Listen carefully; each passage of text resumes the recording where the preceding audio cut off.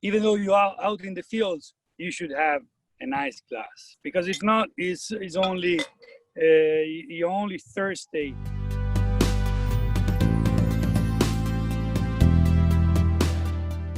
Welcome to the Italian Wine Podcast Lockdown series. Every Monday we'll be connecting with Italian wine people. Join us to find out what they're doing and drinking today. This podcast is brought to you by Colangelo and Partners, the leading fine wine and spirits agency in the US. Visit Colangelo and Partners on www.colangelopr.com. Hello, everyone. This is Italian Wine Podcast Lockdown Series with Italian wine people. I'm Michelle Erland, and I am super excited to be here with Lamberto Frescobaldi. Ciao, Lamberto. How you doing? I'm well. How are you? But I must say, it couldn't be better here in Nipozzano. Vineyards around me, animals that we have at the property. They are better times, but this is not so bad, isn't it?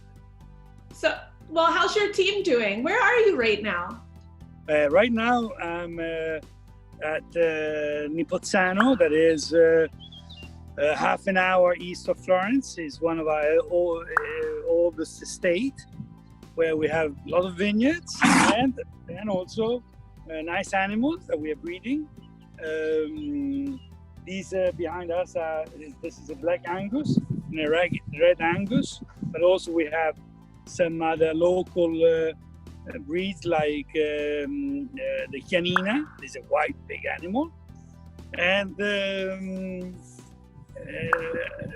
I live in Florence, but having the States, I have the permission to move around. We've been also here planting recently. We have planted a newly vineyard this year. And we're planting right now some olive trees. How much do one of those cows weigh? These are big cows. These are in kilograms. They are over 450 kilograms. That is. I don't make it up now in pounds, but it's a hell of a lot of good weight, and they are grass-fed. So we started having cows since 2010 back. So now it's 10 years, and I must say that they have bring the life again to our estates. So not only vineyards, but also breeding animals, I must say, is absolutely beautiful. And you're able also to employ your people also through the year, caring about them, and it's also beautiful to have them around you. And they keep clean some areas where we would have found difficulties if we had to do it by machine or by hand. Generally, living in a nice environment and free range, they are much more easygoing, and they interact with humans much more nicely. And probably they know the person that's feeding them as well, correct? Indeed, they know it. They know him, they know his voice, and actually they know him when they're fed by him. They're actually indeed very happy. So besides the cows, who have you been on lockdown with? In Florence, I've been locked with my family. So 2 of my 3 kids, my wife, and my dog, Brunello, that is absolutely the best part of the family, because he's always happy. Life in the family, I must say, it's quite unusual, because when you've been traveling roughly 4 or 5 months a year regularly. When you are home, you are in the office from morning to evening. It's quite different. but it's also beautiful because there is a chance of doing things together.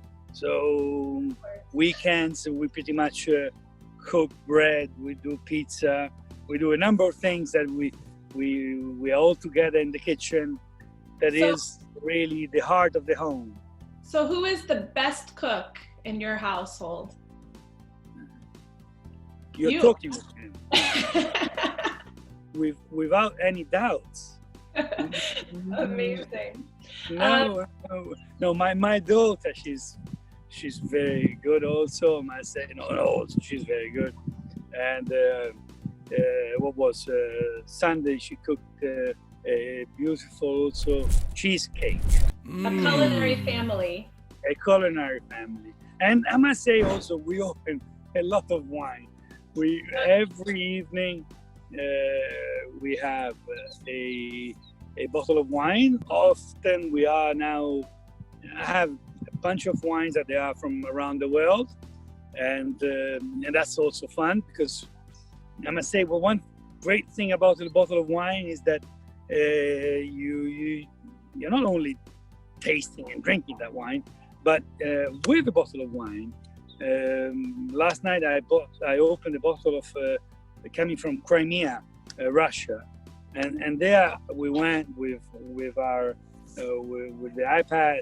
We went, we typed in the area, and so we saw nice pictures, and so with a bottle of wine, even though we are locked and boxed, we can actually fly around the world and see where that bottle of wine is, and it gives you also a good reason to talk about that bottle and to dream about that bottle and to dream about the places where that wine is coming from.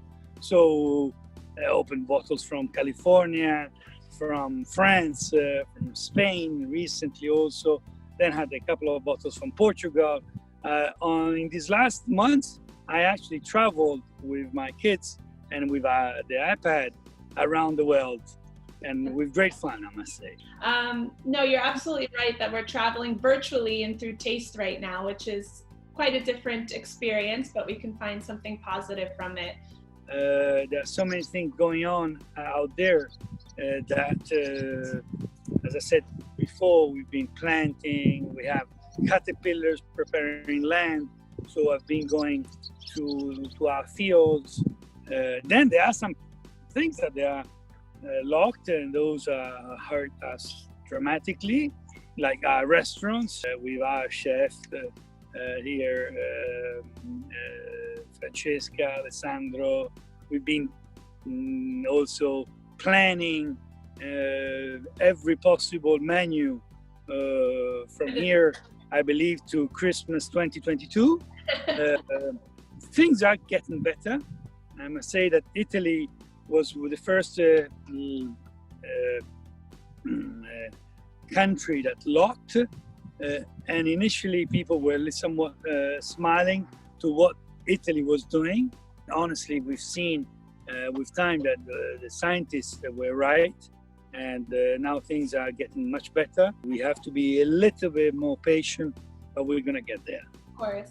So one thing that I wanted to bring up is I saw a video of Tuscany and wild boar were walking down the street in the middle of the day. Do you think that nature is reacting in a different way, or how the animals are reacting with the break from humans being out? It's almost like they're taking over. What do you think about that? It's true. The animals are taking over. Being the cities very quiet, because people have been really respecting these rules.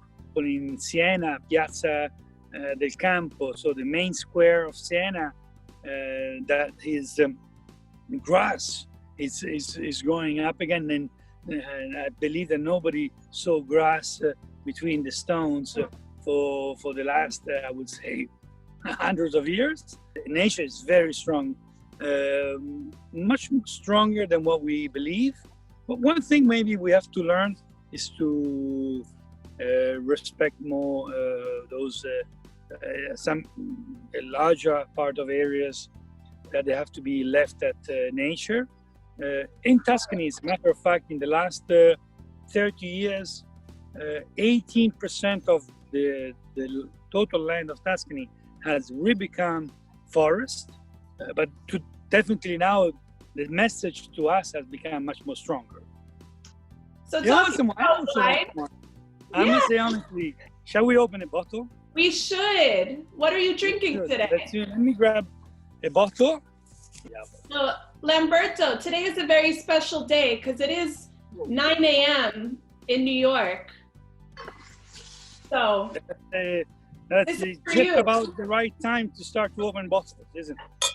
Exactly, especially when you're on lockdown and you have nowhere to go. Perfect. You had your latte a couple of hours ago. Yes, I did. And then now it's time to open a bottle. Even though you are out in the fields, when you open a bottle, no matter where you are, you should have a nice glass. Because if not, it's only you're only thirsty, and so you can drink from a regular glass or from the bottle itself.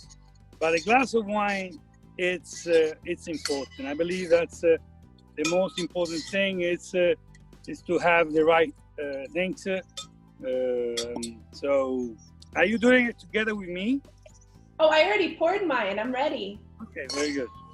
What are we drinking, Lamberto? So we are in Nipozzano, so we are drinking Nipozzano Riserva 2016. So we are in the area of Chianti Rufina. It's a sub-appellation of Chianti. It's a small appellation of this where we are. Rufina is the name of a little village, and Nipozzano is an historical place where vineyards have been here planted over 1,000 years ago.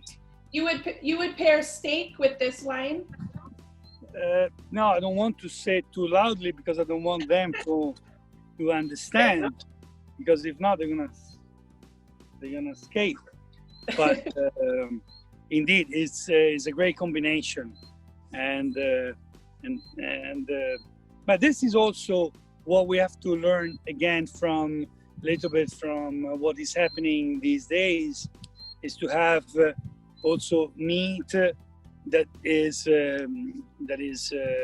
nicely grass-fed meat. You're not ingesting any kind of hormones or whatever that in some parts of the world are given to animals. And there is no one who does farm to table like Italian people. You guys are the experts, that's for sure. So Lamberto, I have one final question for you. When this is all over, the lockdown, what is the first thing you're going to do? The first thing I'm going to do is I'm going to go out to dinner, to a restaurant, and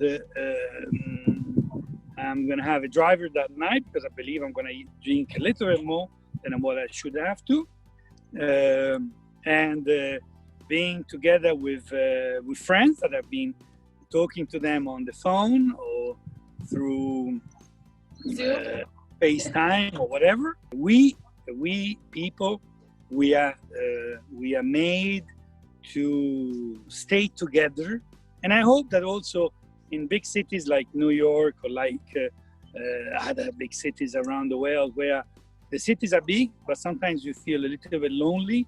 People will become a little more easy doing and understand how it's important to cultivate friendship. Lamberto, thank you so much. It was such a pleasure to share wine with you today, and I can't wait to share. Either I come to Italy or you back in New York. I can't wait to have a glass with you in person. Come here, because I can't drink this bottle all myself. So I'll be on the first plane. Bottle of wine. I often say it should be printed in the back. It's forbidden to open a bottle of wine on your own.